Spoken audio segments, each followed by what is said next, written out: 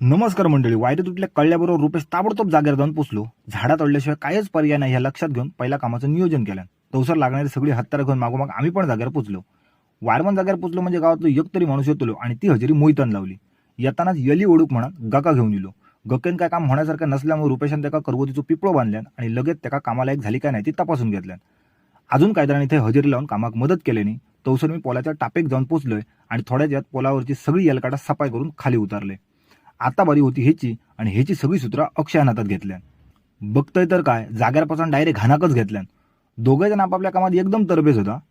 नंतर अक्षयाची हे करामती बघून आमचं हे पबी वर चढलो. काकाने तर खालसूनच जोर केल्यानी. आता ह्या सगळ्या बघून अक्षय मात्र खाली उतरलो. पावसाच्या जोरापुढे सगळ्यांचा जोर कमी पडलो, पण रुपेशान आज मात्र पावसा काय हात टेकावू लागल्यान. 11 वाजता सुरू केलेल्या कामाक 2 वाजले. ह्या दुपारी 2ची वेंगुर्ला एसटी येल्यावर आमच्या लक्षात दिला. एसटी बघल्यावर अक्षयान जोरच केल्यान. पोटात अन्न होता म्हणा, नाहीतर अजून एकटोच पुरे होतो. मी आवाज हातभार लायलोय आणि मागे वळून बघतोय तर काय, काकांनी रस्त्याला डायरेक्ट चायची टपरी उघडलेल्यानी. अक्षयान 2 बिस्किटांचं चायत बुडवून मर्डर केलो, पण रुपेशाक काय मात्र ह्याच्याशी घेणा देण्यात नाही.